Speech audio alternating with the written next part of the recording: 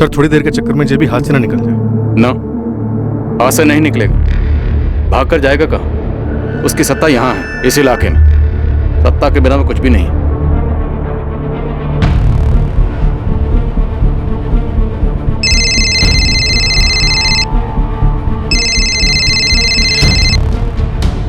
हाँ सोमनाथ, बुरी खबर है मालिक, आपको भगोड़ा घोषित कर दिया गया है। क्या?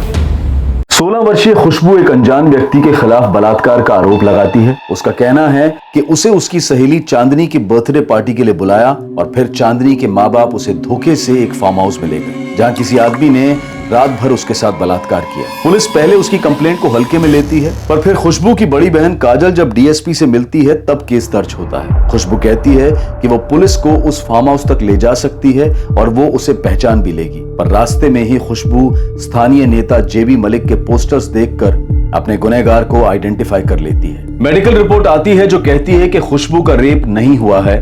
चांदनी के साथ उसकी मां बेला प्रधान और पिता लोकचंद प्रधान, जो नेता जेबी मलिक के कार्यकर्ता हैं, तीनों खुशबू की कहानी को झूठा बताते हैं। उल्टा वो कहते हैं कि काजल उन पर दबाव डाल रही थी नेता जेबी मलिक से 5 लाख रुपए ऐंठने के लिए। खुशबू और काजल दोनों प्रेस कॉन्फ्रेंस करते हैं। प्रशासन और मीडिया का दबाव बढ़ने लगता है और इस वजह से इस केस की तहकीकात करने के लिए एक नई पुलिस टीम गठित की जाती है। साथ ही उस 13 वर्षीय बच्ची की खोज भी शुरू होती है जो हादसे की रात उसी गाड़ी में उसी फार्म हाउस में लाई गई थी खुशबू के साथ। क्या खुशबू सच बोल रही है या फिर यह केस एक मनगढ़ंत झूठी कहानी है?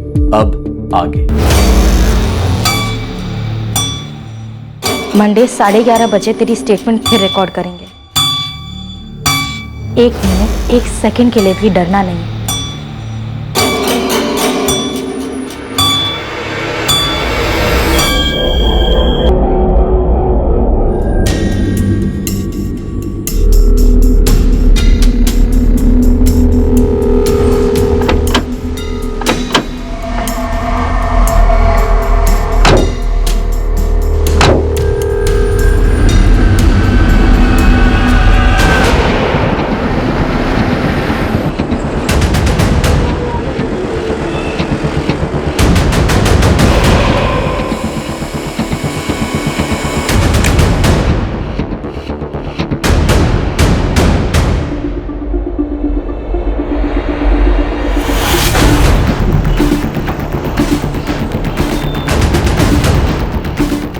काजल, तुम यहीं पे वेट करो।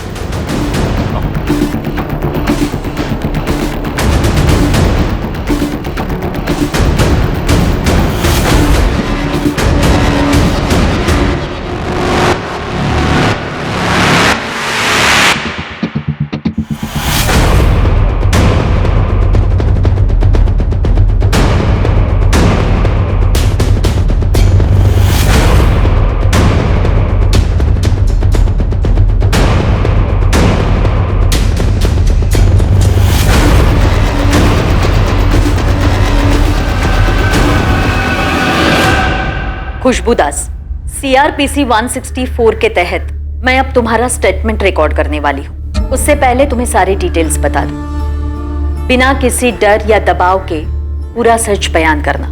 तुम यहाँ जो कुछ भी कहोगी उसे सच माना जाएगा, इसलिए जो कुछ भी कहना है बेझिझक होकर कहना। बयान की पूरी रिकॉर्डिंग तुम्हें बाद में पढ़कर सुनाई जाएगी। उस वक्त अगर तुम्हें अपने बयान में कोई भी सेंटेंस बदलना हो या वापस लेना हो तो तुम कर सकती हो। हम तुम्हें 24 घंटे का समय देंगे। उन 24 घंटों में तुम अपने बयान में कोई भी बदलाव कर सकती हो, मगर 24 घंटों के बाद तुम अपने बयान में कोई भी बदलाव नहीं कर सकती। क्लियर है खुशबू? लेकिन तुम कानून के सामने पूरा सच बयान करने के लिए वचनबद्ध हो। Is that clear? कोई कंफ्यूजन नहीं? शुरू करें। खुशबू झूठ बोल रही है सर। मम्मी पापा सच बोल रहे हैं। वो मेरे साथ सिर्फ कैफे तक गई थी। हम दोनों ने बहुत एंजॉय किया था और फिर अपने घरों को लौटे थे और कहीं नहीं गए। खुशबू ने एक और 13 साल की लड़की का जिक्र किया। कौन है वो लड़की? पूरे सफर के दौरान वो लड़की तुम्हारे साथ ही बेला फार्म हाउस पर भी थी। जब हम ही वहां नहीं थे तो और कोई लड़की कैसे हो सकती है? और सर खुशबू कह रही है कि वो मेरे साथ आने के लिए बिल्कुल तैयार नहीं थी। फिर जब काजल दीदी ने परमिशन दी तब वो आई, और अब वो कह रही है कि मैं उसके साथ आई नहीं। तो वो मम्मी के साथ जाने के लिए रेडी कैसे हो गई? उसने मना क्यों नहीं किया सर? सर मैं आपसे कह रही हूँ, सिर्फ हम दोनों ही थे और कोई नहीं था हमारे साथ। आप कह रहे हैं कि उसने कहा कि वहां पे 2 बंदूकधारी आदमी थे, तो फिर वो चिल्लाई क्यों नहीं, शोर क्यों नहीं मचाया उसने सर? लोकचंद प्रधान और बेला प्रधान, तुम दोनों जेबी मलिक के लिए काम करते हो? हाँ बिल्कुल करते हैं। हम जनता के लिए काम करते हैं और वो भी जनता के लिए काम करते हैं। वो हमारे सोशल वर्क में हमारी मदद करते हैं और हम उनकी हेल्प कर देते हैं। जी सर, और काजल को ये बात अच्छी तरीके से पता थी सर, इसलिए उसने धमकी दी जेबी मलिक जी को और हम दोनों को एक ही धमकी में लपेट लिया। खुशबू अपने बहन के चक्कर में अपना नाम खराब कर रही है और हम सबको भी दलदल में खींच रही है। वो साहब, जेबी साहब बड़े नाम वाले, बड़े इज्जतदार इंसान हैं। ये दोनों बहनें बिना बात के उन पर कीचड़ उछाल रही हैं। साहब मुझे तो लगता है या तो ये बहनें बहुत बेवकूफ हैं या इन दोनों के पीछे शातिर दिमाग है कोई।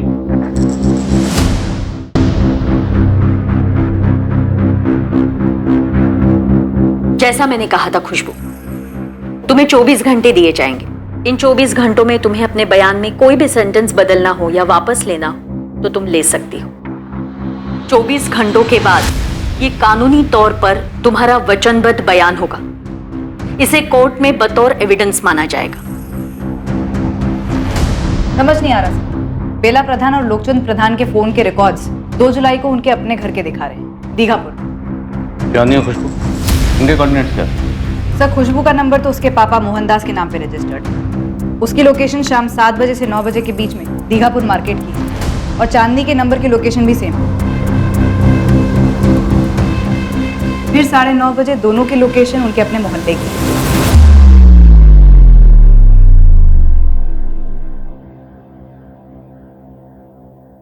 उसके बाद खुशबू के फोन पर ना कोई फोन आया, ना उससे कोई फोन किया गया।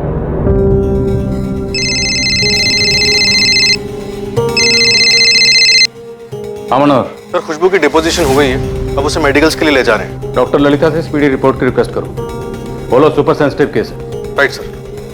सर फिलहाल कोई टेक्निकल सबूत नहीं मिला है जो ये प्रूव करता हो कि खुशबू को जेबी मलिक के फार्म हाउस चंदनपुर ले जाया गया था। अगर जेबी मलिक ने वाकई खुशबू का रेप किया है तो उसने और उसके लोगों ने बड़ी चालाकी से सारे सबूत मिटा दिए। सर हम जेबी मलिक के फोन रिकॉर्ड्स और लोकेशन रिपोर्ट की रिक्वेजिशन डाल सकते हैं, लेकिन अगर वहाँ क्राइम हुआ है और उसे बड़ी बारीकी से छुपाया जा रहा है तो जेबी मलिक के फोन की लोकेशन फार्म हाउस की तो नहीं दिखी। फिर भी रिक्वेजिशन डाल दो, हमें हर एंगल रूल आउट करना है। अगर लड़की सच बोली है तो हमारी सबसे बड़ी ड्यूटी है उसे इंसाफ दिलाना, और अगर झूठ भी बोल रही है तो अब इन सारे डॉक्यूमेंट्स की जरूरत पड़ेगी क्लोजर रिपोर्ट के लिए।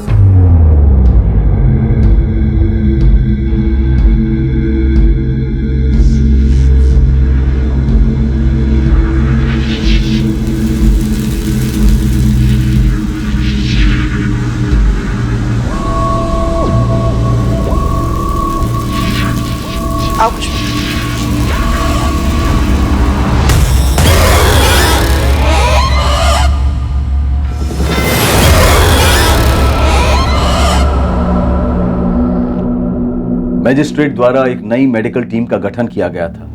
उम्मीद थी कि बिना किसी पक्षपात के खुशबू का दोबारा मेडिकल एग्जामिनेशन होगा, रिपोर्ट को बारीकी से स्टडी किया जाएगा और फिर रिपोर्ट फाइल। खुशबू की पहली स्टेटमेंट और नई statement word to word same. Khushbu ने नेता जेबी मलिक पर जो रेप का आरोप लगाया था उसका गवाह या सबूत ढूंढना नई टीम के लिए बहुत मुश्किल होने वाला था। और फिर आई मेडिकल एग्जामिनेशन की रिपोर्ट जिसने इस केस का रुख बदल दिया।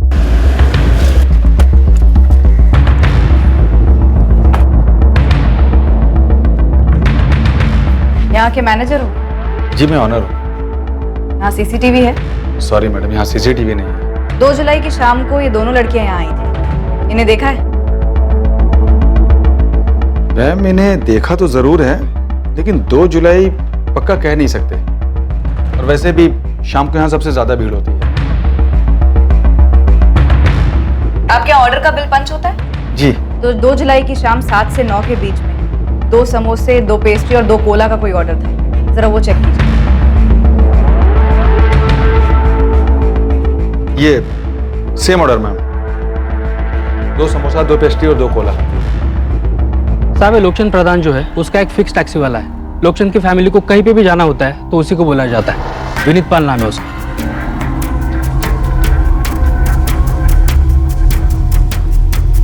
इस विनीत को आप उठवा जरूर सकते हो, लेकिन अगर वो उन लोग से मिला हुआ होगा तो बोल बोल कर भी क्या बोलेगा। दूसरी लड़की पर कोई मूवमेंट? वो 13 साल की बच्ची साहब कुछ तो लीड हो, उसका नाम, फोटो या कोई पता। पता कर रहे हैं वो, जैसे पता चलेगा तुझे बताएंगे। जेबी मलिक की बैकग्राउंड का क्या हुआ?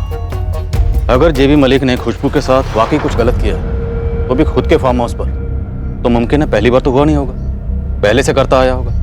और भी लड़कियां होंगी। साहब करता भी आया होगा ना, तो उसके खिलाफ कोई कुछ बोलेगा नहीं। और वैसे भी लड़कियों के मामले में उसकी इमेज बहुत साफ है। साहब जेबी मलिक भारी मात्रा से जीता हुआ नेता है दीघापुर से। लोग काफ़ी इज्जत करते हैं इसकी। ये लोगों के भलाई के लिए काम करने वाला नेता है। और साहब अगर ये अय्याज सड़की टाइप का होता तो भले ही शिकायत नहीं होती, लेकिन फुसफुस जरूर होती। ऐसा कुछ सुनने में नहीं आया साहब। और वैसे भी जेबी मलिक के नाम की इतनी दोष है यहाँ पे कि उनके खिलाफ कोई कुछ बोलेगा ही नहीं। एक तरह से आप उन्हें बाहुबली बोल सकते हो।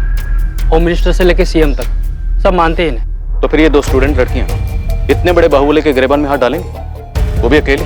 कोई और बाहुबली हो सकता है साहब, जो उनके कंधे पर बंदूक रखा हो। सर, इस जेबी मलिक से एक बार पूछताछ तो बनती है। वो तो करेंगे, लेकिन उससे पहले अपनी तैयारी पूरी होनी चाहिए।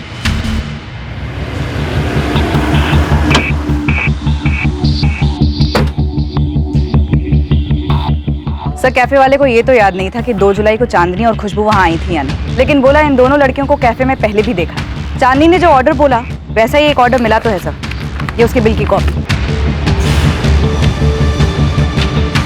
मनोहर, इस टैक्सी ड्राइवर विनीत पाल को उठाओ और अपने स्टाइल में बुलवाओ।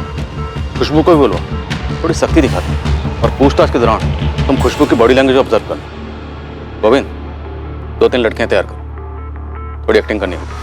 मैम मुझे एक बात बताइए, क्या आपने जेबी मलिक को क्वेश्चन किया? करेंगे, बहुत जल्द करेंगे, लेकिन पहले इंस्पेक्टर सर खुशबू से कुछ जानना चाहते हैं। अब और क्या जानना चाहते हैं? मजिस्ट्रेट के सामने स्टेटमेंट रिकॉर्ड कर ली ना, अब कितना हैरेस करेंगे मेरी बहन को? कोई हैरेसमेंट नहीं, खुशबू ने कंप्लेन की है तो उसके लिए इन्वेस्टिगेशन के लिए तो आना ही पड़ेगा ना। उसके लगाए गए आरोप गंभीर हैं। अब तुम बहस मत करो और उसे लेकर यहाँ आ जाओ। फिर से बुला रहे हैं।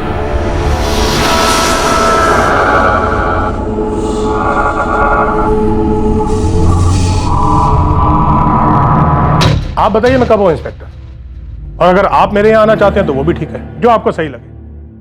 आपको जो पूछना आप पूछ सकते हैं। हम लोग PWD के गेस्ट हाउस से ऑपरेट कर रहे हैं, आप यहाँ आ जाइए आज कल में। जी बिल्कुल इंस्पेक्टर, आप इस जांच की तह तक जाइए। मैं इस खबर के बाद से बहुत परेशान हूं। मैं भी जानना चाहता हूं कि इन लड़कियों का मुझ पर इल्जाम लगाने का असली कारण है क्या। लेकिन क्या मैं आपसे कारण जान सकता हूं? इतने सारे नेता, फिर भी इल्जाम आप पर ही क्यों लगाया गया? देखिए, ये सवाल आप उन लड़कियों से पूछिए। मैं पहले भी कह चुका हूं कि मैं एक अरसे से उस फार्म हाउस पर गया ही नहीं।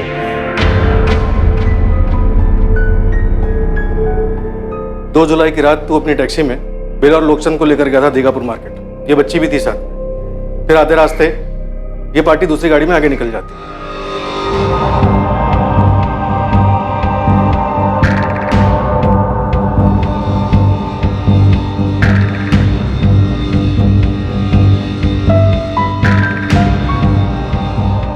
खुशबू, खिड़की के उस तरफ 3 लड़कियां, उनमें से एक लड़की वो है जो उस रात तुम्हारे साथ थी, जिसे जेबी ने रिजेक्ट किया था और तुम्हें चुना।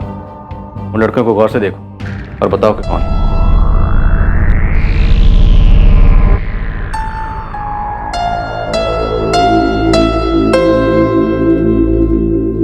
पुलिस के लिए यह पता लगाना जरूरी था कि क्या खुशबू झूठ बोल रही थी। यह एक स्टैंडर्ड इन्वेस्टिगेशन प्रोसीजर था सच पता करने का, क्योंकि सच चाहे जो भी हो, जिसकी तरफ भी हो, उसे टटोल कर साबित करना बहुत जरूरी था, और वो भी सबूतों के साथ। सर, इन तीनों में से कोई नहीं है। पक्का? हाँ सर। देखो, इन तीनों लड़कियों में से एक ने यह कबूल किया है कि वो उस रात तुम्हारे साथ गाड़ी में थी। तो वो झूठ बोल रही है सर। 100% इन तीनों में से कोई नहीं था। ध्यान से देखो, वो पिंक सूट वाली है ना, उसने कहा था कि वही थी। नहीं थी मैम। सर, अगर आपको मुझ पर यकीन नहीं है तो मत कीजिए, लेकिन मैंने जो कहा है वो हुआ है मेरे साथ, और वो बहुत ही दर्दनाक हादसा था जो मैं कभी नहीं भूल पाऊंगी। और लास्ट टाइम कह रही हूँ, जो लड़की उस रात थी वहां, वो इनमें से नहीं थी। उसने एक शब्द नहीं कहा। उस सफर के वक्त वो मेरे बाजू में बैठी थी, किसी ने कुछ कहा ही नहीं मुझे उसके बारे में। मुझे लगा बेला आंटी और लुकचंद अंकल के साथ कहीं जा रही होगी आगे, पर जब हमें टैक्सी से दूसरी कार में ट्रांसफर किया गया और चांदनी साथ नहीं आई, तो मैं टेंशन में कितने सवाल पूछ रही थी बेला आंटी से, मगर वो लड़की बिल्कुल चुप। जब हम जेबी मलिक के कमरे में थे और उसने उस लड़की की जगह मुझे चुना, मैं रो रही थी, चीख रही थी, पर वो लड़की बिल्कुल चुप, फेस पर कोई एक्सप्रेशन ही नहीं। खुशबू, तुम बेला और लोकचंद को एक अरसे से जानती हो? सर मुझे पहले से उनका रवैया अजीब सा लगता था, पर मेरी बहन उनकी बेटी चांदनी की दोस्त बन गई। तो अगर उस रात उन लोगों ने खुशबू को चुना, समझो जेबी मलिक को सप्लाई करने के लिए, तो वो दूसरी लड़की को वहां लेकर क्यों जाएंगे? आप ये मेरी बहन से पूछ रही है? एक 16 साल की लड़की जिसका रेप हुआ है, आप उससे पूछ रही हैं? उन लोगों को पूछने के बजाय आप इस पर शक कर रही हैं? खुशबू को कुछ तो पता होगा ना उसके बारे में। मैंने पहले भरोसा किया था, पर जब हम वहां पहुंचे मुझे लगा कुछ तो गलत है। मैंने गेट पर कोई नाम वाम नहीं देखा। कौन ऐसा देखता है सर? मुझे कुछ समझ नहीं आ रहा था, मैं कुछ नहीं कर सकी, और अब आप भी मेरा विश्वास नहीं कर रहे। क्यों? खुशबू, मैं तुम्हारा विश्वास करता हूं, तुम सच बोल रही हो। क्या तुम उस दूसरी लड़की का हुलिया बता सकती हो? ठीक ठीक नहीं बता पाऊंगी। रात के अंधेरे में मुझे कुछ ज्यादा समझ नहीं आया, और जब तक फार्म हाउस पहुंचे मैं बहुत डर चुकी थी, तो मेरा ध्यान उस लड़की पर था ही नहीं। वहां जो हो रहा था उस पर ध्यान था, पर वो लड़की न रोई न चिल्लाई, कुछ नहीं। अगले दिन सुबह जब तुम्हें घर छोड़ा गया, तब भी वो दूसरी लड़की तुम्हारे साथ ही उसी गाड़ी में? नहीं। तो जब तुम्हें अजीब लगने लगा, शक होने लगा, तो तुमने टैक्सी का नंबर या दूसरी गाड़ी का नंबर नोट करने की या याद करने की कोशिश क्यों नहीं की? आप क्या बात कर रही है मैडम? अगर आप 16 साल की होती और आपकी सहेली और उसकी माँ आपको बर्थडे के लिए ले जाती, तो आप टैक्सी का नंबर नोट करती। और अगर ये भयानक हादसा आपके साथ हुआ होता, तो अगले दिन आप फुल जासूस मोड में सब कुछ याद करने की हालत में होती, 16 साल की उम्र में। खुशबू, उस टैक्सी का ड्राइवर यही था।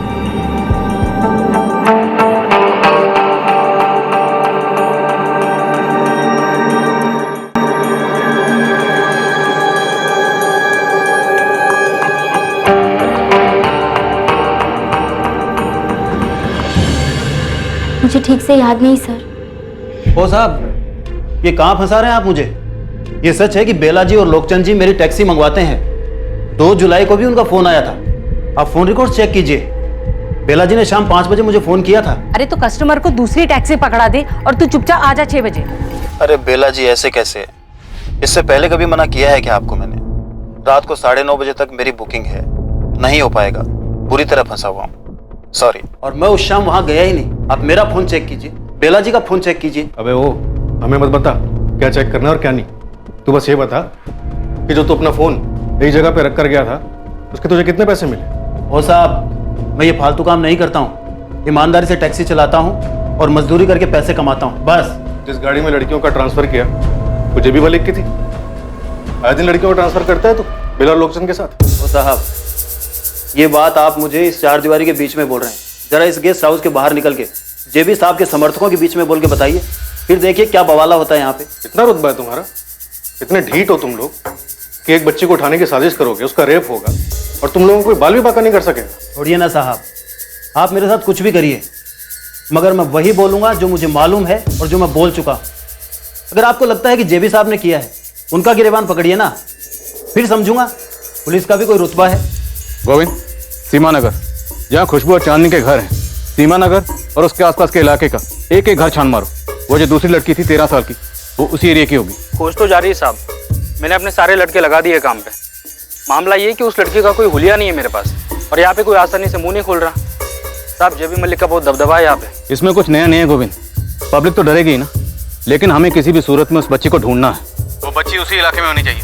या ये भी पॉसिबल है कि अब तक उस बच्ची को वहां से गायब कर दिया गया। पर तुम लगे रहो। क्या आपको वाकई में लगता है कि लड़की सच बोल रही है? हाँ निरुपमा, मुझे शुरुआत से यही लग रहा है कि खुशबू के साथ वो जुर्म हुआ है।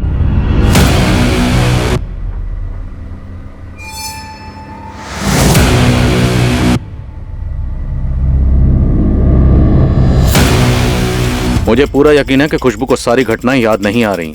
और मुझे पूरा डाउट है खुशबू की बड़ी बहन काजल पर। खुशबू ने कहा कि हमारी प्लांट की गई 3 लड़कियों में से कोई भी नहीं थी। वो इसलिए भी हो सकता है सर क्योंकि कोई ऐसी दूसरी लड़की थी ही नहीं। हम सिर्फ इस एक बात पर उसे क्लीन चिट कैसे दे सकते हैं? मैं खुशबू का यकीन इसलिए कर रहा हूँ क्योंकि वो लगातार कंसिस्टेंटली वही कह रही है जो वो कहते आई है। शातिर हो सकती है। विक्टिम भी तो हो सकती है। उसने जो बयान पहली टीम को दिया था वही बयान वर्ड टू वर्ड मैजिस्ट्रेट को दिया। 2 दिन हो गए, ना उस बयान में कुछ चेंज किया ना बयान वापस लिए। और हम इस चीज़ को नज़रअंदाज नहीं कर सकते कि उसकी स्टेटमेंट में एक छोटी सी बात, एक माइनर डिटेल बहुत बड़ा सिग्नल है। क्या सर? उस पर भी आएंगे बाद में।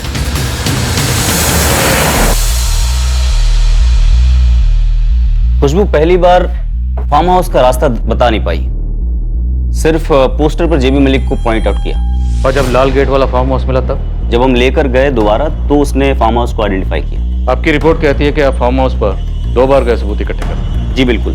पहली दफा पार्टी वर्कर्स ने हमें रोका था, लेकिन जब मीडिया में हल्ला हुआ तो जेबी मलिक ने खुद फोन करके डीएसपी साहब से माफी मांगी और उसके बाद अगली दफा हम अंदर जा पाए।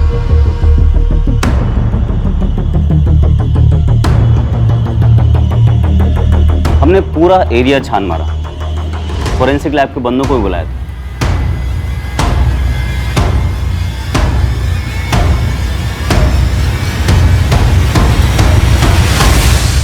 फोरेंसिक वालों ने जितना हो सका उतना स्कैन किया, एक एक इंच छान मारा, जो मिला वो उठा लिया, लेकिन फोरेंसिक रिपोर्ट में कुछ नहीं मिला। जांच पूरा 1 हफ्ता बाद शुरू हुई। जेबी मलिक को पूरे 7 दिन मिले सबूत मिटाने के।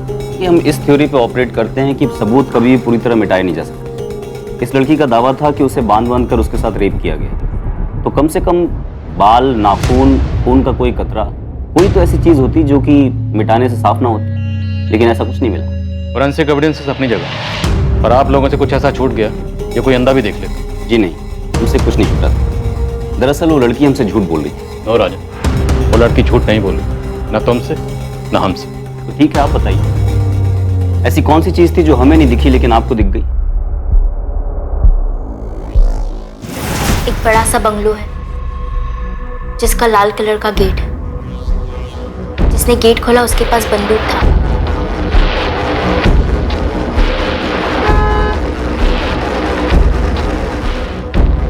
और जिसने बंगलो का दरवाजा खोला उसके पास भी बंदूक था।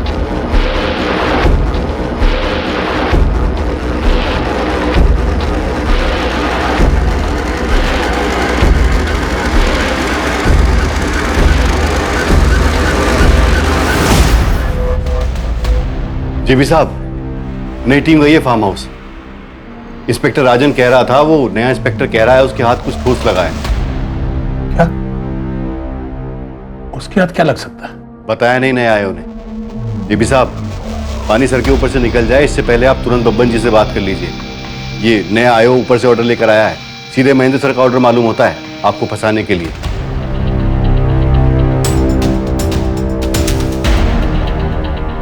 उस लड़की ने इस फार्म हाउस की ज्योग्राफी को इतना डिटेल में कैसे बताया? सीढ़ियों से ऊपर जाती एक बेडरूम है।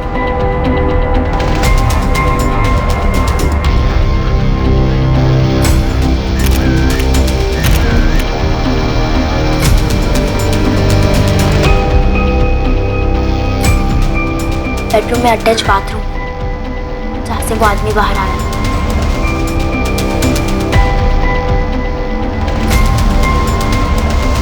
उस लड़की को ये कैसे पता था कि इस रूम के साथ एक अटैच बाथरूम है? ये और ये बेड, इस बेड को उसने डिटेल में डिस्क्राइब किया, पूरी डिटेल में। और फिर बेला आंटी ने मुझे मेरे दुपट्टे से इस बेड पर बांध दिया। मुझे घर जाना। ये सारी डिटेल्स उसको कैसे पता चली? सपने में? रिपोर्ट देखो। ये उसकी पहली स्टेटमेंट है जो उसने राजन की टीम को दी। एक एक डिटेल सही है और इस फार्म हाउस से मैच करती है। और ये सारी डिस्क्रिप्शन उसने तब दी जब राजन उसे इस फार्म हाउस पर लेकर भी नहीं आया। उस लड़की को यह तक नहीं पता था कि उसका गुनहगार नेता जेबी मलिक है। सर, जिसका नाम बाहर गेट पर बड़े बड़े अक्षरों में लिखा हुआ है। अगर हम ये मान भी लें कि एक साजिश है, तो उस लड़की ने इस फार्म हाउस को बाहर से देखा होगा। बाहर से उसने इस फार्म हाउस का वो लाल गेट देखा होगा, लाल गेट के पास वो नेम प्लेट देखी होगी। लड़की इतने डिस्क्राइब कर पाती? उस लड़की को यह कैसे पता था कि गेट से अंदर आते ही दोनों तरफ गार्डन है और गार्डन क्रॉस करके हम एक हॉल में एंटर करते हैं और उस हॉल में एक सीढ़ी है, ये सीढ़ी जो सीधे बेडरूम की तरफ आती है। और बेडरूम में हम जैसे ही एंटर करते हैं राइट साइड में एक बेड है। इस बेड को उसने डिटेल में डिस्क्राइब की और इस रूम में एक अटैच बाथरूम है। ये सारी डिटेल्स उसको कैसे पता थी? और यही डिटेल्स उसने मजिस्ट्रेट के सामने भी बयान की। Word to word exactly the same. कैसे? लेकिन सर मेडिकल रिपोर्ट में साफ साफ लिखा है कि लड़की की बॉडी पे कोई भी असॉल्ट के निशान नहीं है, उसने फाइट बैक नहीं किया। और सर ये भी लिखा है कि लड़की सेक्सुअली एक्टिव रही है। तो सेक्सुअली एक्टिव लड़की का रेप कब से नहीं होने लगा मनोहर? और जहां तक मेडिकल रिपोर्ट्स का सवाल है, ये छोटा सा कस्बा, सत्ता की ताकत अगर प्रशासन पर हावी हो सकती है तो डॉक्टर्स पर क्यों नहीं? चलिए सर, मान लिया कि डॉक्टर्स को खरीद लिया गया, पर यह भी तो हो सकता है कि दोनों लड़कियों को खरीद लिया गया। पर इस फार्म हाउस के अंदर की डिटेल्स उन्हें दी गई, किसने दी? किसी अंदर वाले ने। तुम सजेस्ट कर रही हो कि इनसाइड जॉब? नो, ये थ्योरी होल्ड ही नहीं करती। इतने बड़े बाहुबली को उसी की टीम का कोई बंदा नीचे लाएगा, वो भी इस तरह की साजिश करके। क्या कोई साजिश थी? और अगर थी तो किसने की थी? और जिस खामोश लड़की की बात खुशबू कर रही थी, क्या वो वाकई में थी? एक तरफ पुलिस इस बेनाम लड़की की खोज में लग गई जिसका हुलिया तक उनके पास नहीं था, और वहीं दूसरी तरफ पुलिस के पास एक ऐसी चौंकाने वाली खबर आई जिससे पूरी इन्वेस्टिगेशन अपनी पटरी से उतर गई। सर, सेकंड मेडिकल रिपोर्ट भी यही कहती है कि रेप की कोई क्लियर इंडिकेशंस नहीं, और इस बार किसी एक डॉक्टर ने नहीं बल्कि पूरी टीम ने एग्जामिन किया है। निरुपमा, हो सकता है इनसे भी गलती हुई है। नो इंस्पेक्टर, कोई गलती नहीं हुई है। लड़की के गुप्त अंगों पर कोई भी इंटरनल इंजरीज नहीं मिली है। उसकी नाखूनों पे, होठों पे या शरीर पे ऐसी कोई भी निशानियां नहीं मिली हैं जो हफ्तों बाद भी रेप विक्टिम्स पे पाई जाती है। लेकिन इतने वक्त में इंटरनल इंजरीज भर भी तो सकती हैं। बिल्कुल, भर्ती भी हैं। इसीलिए मैंने पहली मेडिकल ऑफिसर डॉक्टर अपर्णा से भी बात की। उसने कंप्लेन के 3 दिन बाद एग्जामिनेशन किया था। अगर कोई इंजरीज होती तो उसके रिपोर्ट में नोट हुई होती। उस रिपोर्ट की तो बात ही मत करें। जैसे ही पता चला होगा कि जेबी एक्यूज्ड है, रिपोर्ट बदल गई होगी या ठीक से बनी नहीं होगी। अभी भी यही हो रहा है। आप एक रिस्पेक्टेड डॉक्टर पे कॉम्प्रोमाइज करने का आरोप लगा रहे हैं, जो कि सरासर गलत है। लेकिन मुझे उस लड़की पे भरोसा है। भरोसे पे मेडिकल इन्वेस्टिगेशन नहीं होती, और अगर आप ये सजेस्ट कर रहे हैं कि मैं अपनी रिपोर्ट बदल दूंगी तो वो नहीं होगा, ना आपके लिए ना किसी नेता के लिए। तो आप 100% श्योर हैं कि रेप नहीं हुआ है? घाव भरने की कोई गुंजाइश नहीं है? आप रिपोर्ट को ध्यान से पढ़िए। मैंने लिखा है कि रेप के क्लियर और ऑब्वियस इंडिकेशंस नजर नहीं आ रहे। हाँ, हाइमन रप्चर्ड है, लेकिन वो पहले भी हुआ हो सकता है।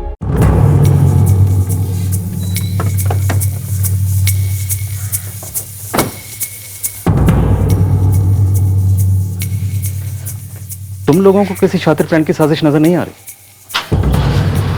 बेला और लोकचंद के फोन की लोकेशंस, उनका घर, टैक्सी की पहले से बुकिंग, और खुशबू और चांदनी के फोन की लोकेशंस, उनका मोहल्ला, और फिर इस सारे प्लान को एक फर्जी मेडिकल रिपोर्ट का तड़का लगाया गया। सॉरी सर, मुझे ऐसा नहीं लगता। आप खुशबू के बयान को सही समझने में उन सभी लोगों को परफेक्ट क्रिमिनल्स बना रहे हैं जिनका नाम उसने लिया है। मैं दावे के साथ कह सकती हूँ कि ये खुशबू झूठ बोल रही है और इन दोनों बहनों ने मिलकर कोई गेम खेला है। निरुपमा, तुमने खुद दोनों बहनों की बैकग्राउंड चेक की? क्या इनके पास में तुम्हें कुछ ऐसा मिला कि दोनों ने पहले भी कुछ शातिर प्लानिंग की जो अब इतना बड़ा हाथ मारने चली, इतना बड़ा रिस्क लेकर, वो भी नेता जेबी मलिक के खिलाफ? हर चीज का पहला टाइम भी तो होता है ना सर। हो सकता है ये इन दोनों बहनों का पहला जुर्म हो। पर हमारा तो पहला केस नहीं है ना। इंसानियत वगैरह एक तरफ, और निरुपमा लॉजिक कहता है ये दोनों बहनें अपने ऊपर इतना बड़ा रिस्क नहीं बुलवा सकती। ज्यादा चांसेस हैं कि नेता जेबी मलिक ही हमारा मुजरिम है। इस केस का एक अहम पहलू था एक ऐसी बात जो इस केस की सच्चाई को रोशनी में लाने वाली थी, और ये बात बहुत जल्द सामने आने वाली थी। आगोन बोल। साहब, खुशबू ने जिस लड़की का जिक्र किया था ना, मिली? साहब पक्का तो नहीं बोल सकता, लेकिन आज सीमा नगर के पास के लक्ष्मी नगर से एक 13 साल की लड़की का पता चला है जो अब वहाँ नहीं है, गायब हुई है। साहब सिर्फ अकेली लड़की नहीं, उसके सारे घर वाले 4 जुलाई को घर छोड़ के चले गए थे। कौन थे ये लोग? साहब लड़की का नाम पूजा मिस्त्री, बाप लक्ष्मण मिस्त्री और माँ कावेरी मिस्त्री। साहब मैं मकान मालिक को ढूंढ रहा हूँ जिससे मुझे माँ या बाप का फोटो मिल जाएगा, जिसके नाम पे एग्रीमेंट रजिस्टर्ड होगा मकान। मुझे उस लड़की की तस्वीर चाहिए। स्कूल वगैरह जाती हो? साहब वो दीघापुर म्यूनसिपल स्कूल जाती थी, वहाँ से आपको उसकी फोटो मिल सकती है। गुड। लेकिन साहब फोटो जरा चुपचाप से निकलवाइए, अगर दीघापुर थाने में पता चल गया तो वो लोग जेबी मलिक को टिप दे सकते हैं। सुनो, इस पूजा मिस्त्री की तस्वीर टॉप प्रायोरिटी पे निकलो। ये लड़की इस केस को क्रैक कर सकती है। सर। खुशबू ने जिस खामोश लड़की का जिक्र किया था उसे पुलिस और खबरी ढूंढने में जमीन आसमान एक कर रहे थे। एक फोटो मिला था, क्या वो उसी 13 साल की लड़की का था जिसका जिक्र खुशबू ने किया था?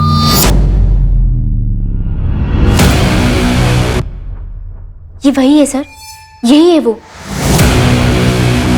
सर, मैडम, आपको अब भी लग रहा है हम झूठ कह रहे हैं? अब तो यकीन करेंगे ना आप? मुझे पहले से यकीन था, अब तुम लोग हमारा यकीन करो।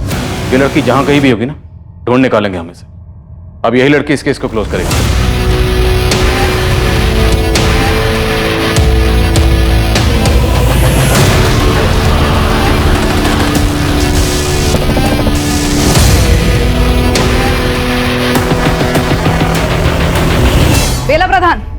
तेरा पति और बेटी कहाँ है? लोकचंद तो काम पे गए हैं और चांदनी कॉलेज गई है। बोलिए क्या बात करनी है? बात करने की अब बेला रही नहीं। बेला चल। क्या बोल रहे? अरे देखिए आप कहाँ लेके जा रहे हैं? तू यहीं रुक और महेश तू लोकचंद और उसकी बेटी को सीधे थाने लेकर आ। देखिए हम लोग इज्जतदार लोग हैं, आप ऐसा नहीं कर सकते। आप बैठ गाड़ी में। चल विनीत, ईमानदार मेहनती टैक्सी ड्राइवर, चल हमारे साथ। अरे साहब लेकिन ऐसे घसीट घसीट क्यों रहे हैं साहब? ऐसे घसीटे नहीं तो क्या गोदी में बिठा के ले जाएं तुझे? चल। अरे लेट्स गो। कमाल है सर, अजीब दादागिरी है आप लोगों की। सर, इंस्पेक्टर रोहित टंडन आए हैं अपनी टीम के साथ, जेबी मलिक का केस देख रहे हैं। मुझसे क्या कहा? हम बेला प्रधान और लोकचंद को प्रिवेंटिव कस्टडी में ले चुके हैं। जेबी मलिक को अरेस्ट करने के लिए आपका डायरेक्ट ऑर्डर चाहिए सर। उस लड़की ने जो बोला वो हुआ था? हमें स्ट्रांगली लगता है सर, हुआ था। स्ट्रांग लीड मिली। गवाह सबूत सब लाइंड अप? सर एक आई विटनेस है जिसे जुर्म के तुरंत बाद वहां से शिफ्ट कर दिया। हम जल्दी उस तक पहुंच रहे हैं ताकि दोबारा से उस आई विटनेस के साथ कुछ हो ना जाए। सर वक्त कम ही नहीं बल्कि ना के बराबर है। आपका ऑर्डर चाहिए जेबी को अरेस्ट करने के लिए ताकि गवाहों और सबूतों की बुनियाद पर कोई चूक ना रहे। ठीक है, मुझे 1 घंटे का टाइम दो, मैं ऑर्डर्स भिजवा दूँ। Thank you sir. सोच लिया तुम लोगों ने क्या बोलना है? हमने पहले जो कहा था अब भी वही कहेंगे, इसमें सोचना क्या है? पूजा मिस्त्री नाम है इस लड़की का, कुछ याद आ रहा है? नहीं पहचानती? कोई नहीं, हमने इसे पहचान लिया। लोकचंद, विनीत, अगर तुम लोग बोलोगे नहीं तो हम बुलवा लेंगे। और मारपीट करके नहीं, ये हमारा स्टाइल नहीं है। अरे साहब क्यों ये अलग अलग लड़कियों की तस्वीरें दिखा के आप परेशान कर रहे हैं? मैं आपसे कह चुका हूँ कि मैं उस दिन दूसरी ड्यूटी पे था। हम भी तो पहले बोल चुके हैं। हमने इस लड़की को पहले कभी देखा तक नहीं है। अगले 10 मिनट में जेबी मलिक को अरेस्ट करने का ऑर्डर हमारे हाथ में होगा। तुम लोगों को बचाने वाला खुद तुम लोगों के साथ होगा, उसे भी कोई नहीं बचा पाएगा। ऑर्डर डायरेक्ट ऊपर से आ रहा। आज 2 महीने हो गए, अभी तक काम खत्म नहीं हुआ? काम खत्म हो जाता सर, पर सामान खत्म हो गया था। अरे सामान और मंगवाइए ना, और लेके आइए सामान। ऐसे जेबी साहब 1 मिनट आइए ना, अर्जेंट है। रघुवीर मैं मीटिंग में हूं। बस 1 मिनट सर, आइए ना। Excuse me. नई टीम ने बेला और लोकचंद को अंदर कर दिया है। वो वही कहेंगे जो हर बार कहते आए कि नई टीम भी गोल गोल घूमती रही। ये भी पता चला है कि आपके खिलाफ अरेस्ट वारंट निकला है। ऐसा क्या मिला उनको? किसी हवलदार किसी पत्रकार को नहीं पता कि क्या हाथ लगा है, लेकिन कुछ तो जुगाड़ा है इस नई टीम ने, वरना ऊपर से ऑर्डर कैसे आता? पूजा मिस्त्री का पता बता, मुझे सारी डिटेल्स चाहिए। खुशबू को साथ कैसे लेकर गए, उसके साथ क्या क्या किया, पूरी डिटेल। ये सारी प्लानिंग कैसे हुई और फिर छुपने के लिए क्या क्या किया, सब कुछ। मैं यकीन दिलाता हूं, अगर तुम लोग तहकीकात में साथ दोगे तो मैं इस चीज का ख्याल रखूंगा कि तुम लोगों को कम से कम सजा हो।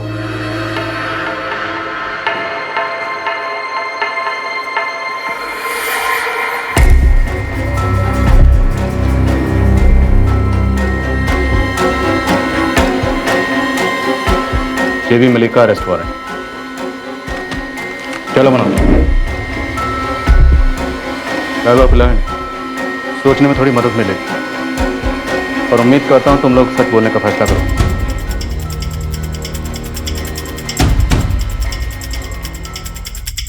सर दीगापुर थाने की पहली टीम को इन्फॉर्म नहीं किया, हमारी बैकअप टीम सीधा जेबी के घर पहुंच रही है। गुड। पता नहीं कहां भाग गया है।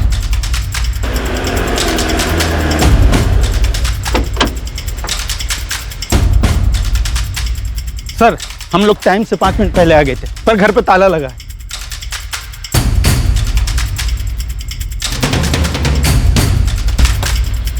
हमें ऑर्डर आने से पहले ही ऑर्डर की खबर लीक कर दी गई। कोई बात नहीं, हमारे लिए तो अच्छा ही है। घर से भागकर इसने खुद अपने पैर पर कुल्हाड़ी मार ली। रघुवीर, मेरे पत्नी और बच्चे राडार से पूरी तरह बाहर रहने चाहिए। उनकी चिंता बिल्कुल ना करें जेबी साहब। सोमनाथ आपके पास 4 अलग सिम वाले 4 फोन लेकर पहुंच रहा है। रघुवीर 24 घंटे में पूरा मामला सेटल कर दो। ये बहुत पहले हो जाना चाहिए था, मैंने बेला को समझाया भी था। पहले जो हुआ सो हुआ, अब तो दोनों लड़कियों को प्रोटेक्शन दोगे ना तुम? इतना भी विलन मत बनाइए हमको। हमें बाय द बुक जाने के लिए कहा गया था, हम बाय द बुक गए थे। राजन जी, नेता जेबी मलिक के लिए रेड अलर्ट जारी करना पड़ेगा, वो भी तुरंत। आप लोग सोच लीजिए, अगर जेबी भागा है तो उसे बहुत ऊपर से प्रोटेक्शन मिली होगी। कहाँ तक जाएंगे उसके पीछे? तुम फिर विलन बन रहे हो। तुम डिसाइड करो तुम किसकी तरफ। मैं किसी की तरफ नहीं हूँ, मैं बस ये जानता हूँ कि सिस्टम कैसे काम करता है। That's exactly what. सिस्टम बदलते हैं, उस बच्ची के बारे में सोचो। 16 साल की बच्ची का रेप हुआ। Issue the notice now. प्रशासन से हुई गलतियों को सुधारने की राह पर काफी अफरा तफरी मचने लगी। दोनों बहनों को पुलिस प्रोटेक्शन दी गई ताकि उन दोनों पर कोई आंच ना आने पाए। आखिरकार आशा की किरण उभरने लगी। खुशबू को उसके साथ हुए भयंकर जुर्म के बदले न्याय मिलने की उम्मीद जगने लगी। सर, बेला और बाकी सब आपसे बात करना चाहते हैं। चल। सो निरुपमा, तुम्हें अभी भी यही लग रहा है कि काजल जेबी मलिक पर झूठा इल्जाम लगा रही?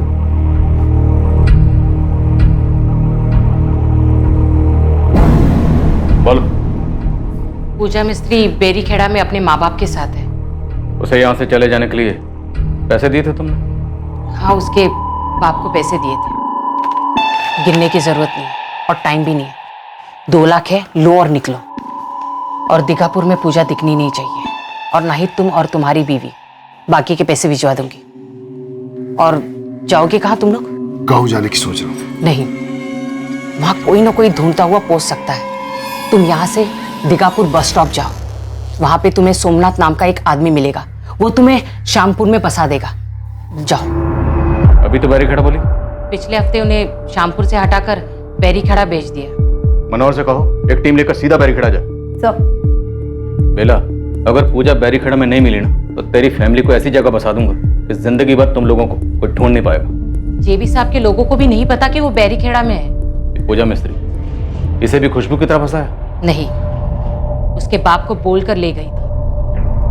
तुम्हें मालूम था तुम्हारे माँ बाप तुम्हारी सहेली खुशबू को फंसा रहे हैं? और कितनी लड़कियों को सप्लाई किया? उसका कभी हिसाब नहीं रखा। जब भी जेबी साहब का दिल करता तब। पैसे का हिसाब तो रखा होगा। तुझे कितने पैसे मिलते थे? वो भी जेबी साहब के दिल पर है। कभी 30,000 और अगर लड़की भाग गई तो 50,000। खुशबू पर तुम्हारी पहले से नजर थी? पहले से प्लान बना रखा था उसे फंसाने के लिए? सच बोलूं तो नजर में सारी जवान लड़कियां होती हैं, लेकिन उस दिन खुशबू का कोई प्लान नहीं था। जेबी साहब को ऑप्शन चाहिए था। बेला, तू आलसी हो। वही लड़कियां लेकर आ जाती है। मुझे नई लड़की चाहिए, और एक नहीं 2 लड़कियां चाहिए। जेबी साहब, आज जो मैं लड़की ला रही हूँ ना, एकदम नई है।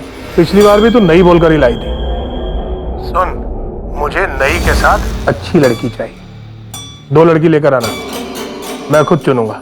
जी, एक लड़की है, लेकिन उसे लाने में कुछ तिकड़म करना पड़ेगा मुझे। वो तू देख ले, वरना मैं दूसरी बेला कर लेता हूँ। तेरे जैसी कितनी औरतें एक पैर पर खड़ी है मेरे लिए काम करने के लिए। वैसे प्लान काजल को ले जाना था, लेकिन वो उम्र में भी बड़ी थी और झगड़ालू भी बहुत थी, इसलिए सोचा खुशबू भी बुरी नहीं है। टैक्सिस विनीत पाल की। साहब, छोटा मुंह बड़ी बात। आप बाहर से हैं, आप जानते नहीं जेबी साहब की पहुंच को। आप उनका कुछ भी नहीं बिगाड़ पाएंगे। इसी गुरूर की वजह से तुम लोगों को लगा एक 16 साल की लड़की तुम्हारा कुछ नहीं बिगाड़ सकती। पर देखो, जो बड़े बड़े नहीं कर पाए वो एक 16 साल की लड़की और उसकी बहन ने कर दी। खबर खो दी तुम सबकी। कब से चल रही है दलाली? सालों की मजबूरी है साहब। एक गलत काम किया तो एक के बाद एक करते गए। वैसे आप अच्छा काम करने चले, देखते हैं। जेबी साहब को पकड़कर दिखाइए, फिर देखिए आपके सर भी कैसी मुसीबतें हावी होती हैं।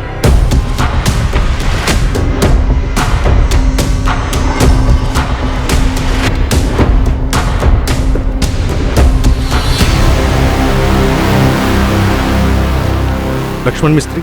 जी साहब। अपनी बीवी और बेटी को बुलाइए।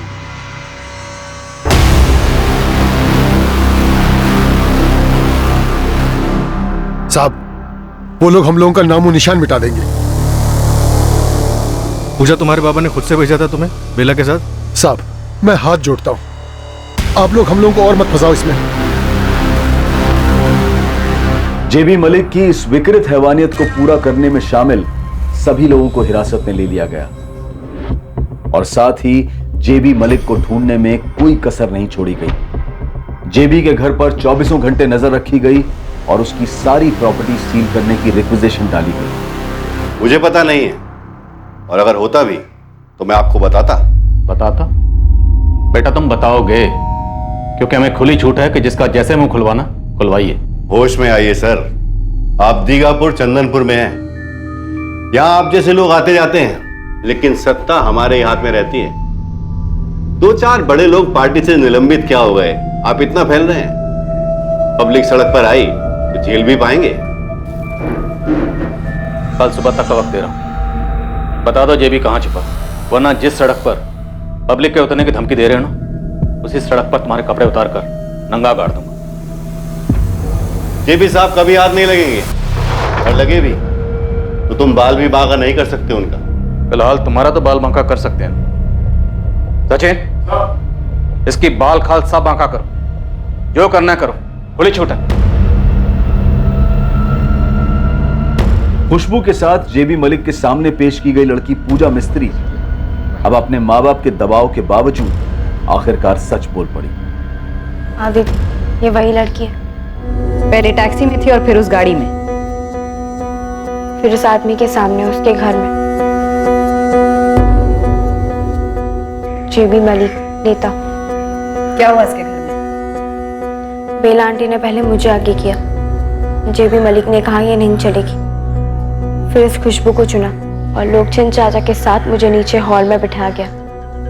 फिर लोकचंद चाचा मुझे घर ले आए और बाबा ने उनसे पैसे ले लिए। शाबाश पूजा, ये बात जो तुमने अभी बोली है ये तुम्हें कोर्ट में भी बोलनी होगी।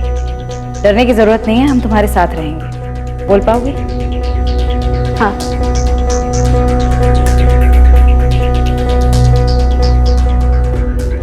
मैडम ये रिक्वेजिशन, जेबी मलिक के सारे अकाउंट फ्रीज किए जाएं, उसकी प्रॉपर्टी सील की जाए और उसे भगोड़ा घोषित किया जाए।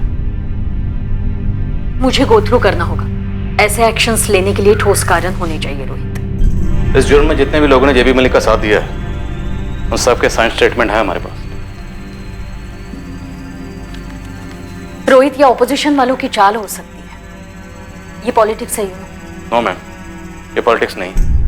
और अगर कोई ये सोचता है कि 16 साल की बच्ची का रेप करके सिर्फ इसलिए बच जाएगा क्योंकि पॉलिटिशियन है, तो फिर तो मैडम ये पॉलिटिक्स और पॉलिटिशियन दोनों होनी नहीं चाहिए। उस बच्ची ने आपके सामने भी दलील की थी, अपना स्टेटमेंट दिया था। मैडम हम बड़ी मुश्किल से जेबी मलिक को नेल कर पाए, वो किसी भी सूरत में हमें अपनी कस्टडी में चाहिए। थोड़ा सोचने का टाइम तो देना पड़ेगा रोहित। Okay ma'am. सर थोड़ी देर के चक्कर में जेबी हाथ से ना निकल जाए। ना, हाथ से नहीं निकलेगा। भाग कर जाएगा कहाँ? उसकी सत्ता यहाँ है, इस इलाके में। सत्ता के बिना में कुछ भी नहीं।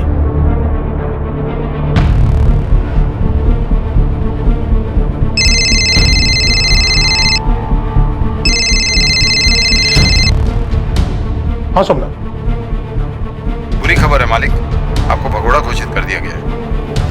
क्या? बब्बन जी से बात हुई क्या? वो तो मेरा फोन ही नहीं ले रहे हैं, और अपने अंडर काम करने वाला एक कांस्टेबल बोला कि आपके नाम का वांटेड पोस्टर छपने वाला है, पूरे दीगापुर और पूरे चांदपुर में लगने वाले हैं।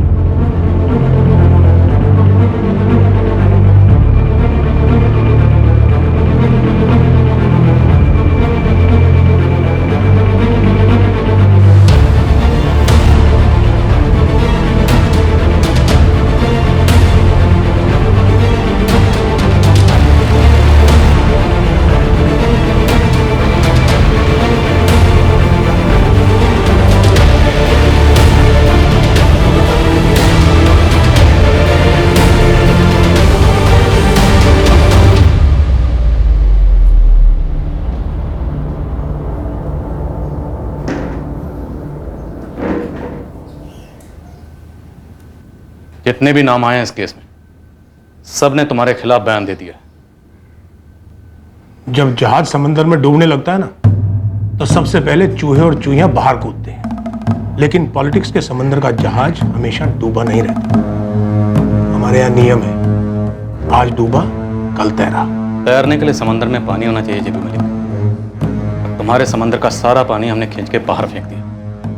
Case close. केस अभी शुरू ही कहाँ हुआ है इंस्पेक्टर, कोर्ट में तो आने दो।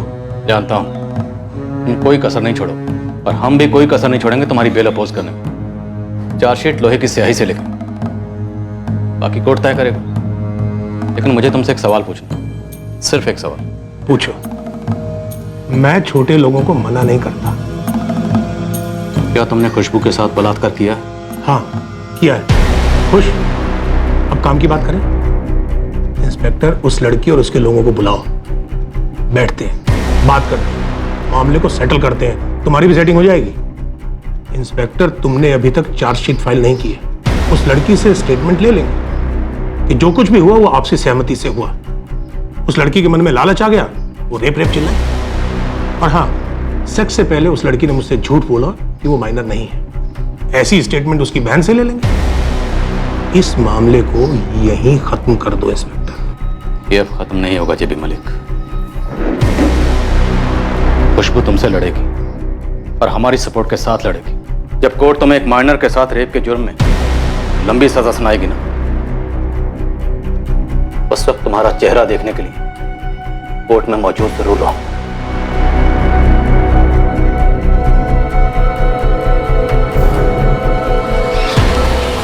ट्रायल के दौरान खुशबू और उसके परिवार वालों को कई बार पैसों के ऑफर्स दिए गए, फिर जान से मारने की धमकियां आने लगी।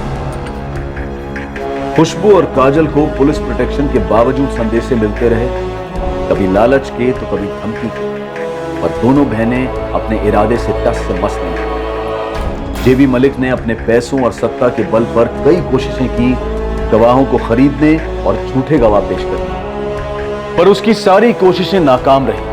उसके खिलाफ बना केस मजबूत था, इतना मजबूत था कि जेबी मलिक जो भी करता वो न्याय को होने से रोक नहीं सकता था। ट्रायल कोर्ट ने जेबी मलिक, बेला प्रधान, लोकचंद प्रधान और चांदनी प्रधान को उम्र कैद की सजा सुनाई।